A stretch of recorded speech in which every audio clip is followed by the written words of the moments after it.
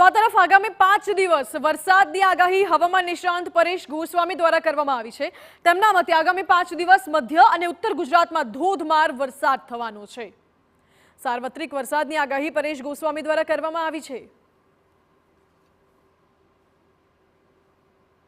16 જુલાઈ 2024 થી લઈને 20 જુલાઈ 2024 દરમિયાન રાજ્યના અનેક વિસ્તારોની અંદર ભારેથી અતિભારે વરસાદની શક્યતાઓ છે। તો અમુક જિલ્લાની અંદર અતિ તીવ્રતા સાથે 15 ઇંચ આસપાસના પણ વરસાદ નોંધાય તેવી શક્યતાઓ હાલ દેખાઈ રહી છે।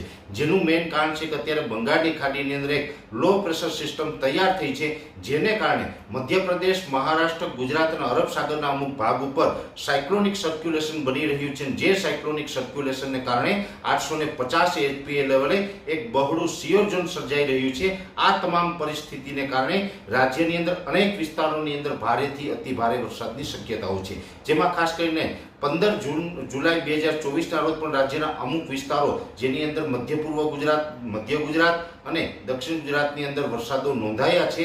હજુ 16, 17 અને 18 તારીખ દરમિયાન અનેક વિસ્તારોની અંદર અતિ ભારે વરસાદની શક્યતાઓ છે, જેમાં ખાસ કરીને મધ્ય ગુજરાતના પણ મોટા ભાગના વિસ્તારોની અંદર ભારે વરસાદની શક્યતાઓ છે, જેમાં અમદાવાદ, ગાંધીનગર, આણંદ, નડિયાદ, એ સાથે કપડવંજ, મહીસાગર, દાહોદ, ગોધરા અને છોટાઉદેપુર આ વિસ્તારોની અંદર 16 અને 17 તારીખ દરમિયાન ભારે વરસાદો પડી શકે તેવી પૂરી શક્યતાઓ છે। એ સાથે 16, 17 અને 18 તારીખ આમ 3 દિવસ સુધી દક્ષિણ ગુજરાતના સુરત, વલસાડ, નવસારી અને ડાંગ જિલ્લામાં પણ અતિ તીવ્રતા સાથે ભારે વરસાદ પડે તેવું એક અનુમાન છે। અને સૌરાષ્ટ્રની અંદર જામનગર, દ્વારકા, પોરબંદર, ગીર સોમનાથ, જૂનાગઢ અને અમરેલીના અમુક ભાગો છે, જેમાં પણ અતિ ભારે વરસાદ થઈ શકે છે, જેમાં ખાસ કરીને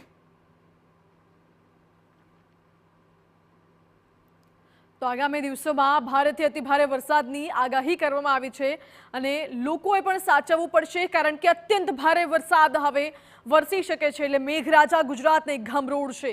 વરસાદ હવે વિકરાળ સ્વરૂપ લેશે અને આગામી સમયમાં ભારેથી અતિભારે વરસાદ વરસવાની આગાહી હવામાન નિષ્ણાંત દ્વારા કરવામાં આવી છે।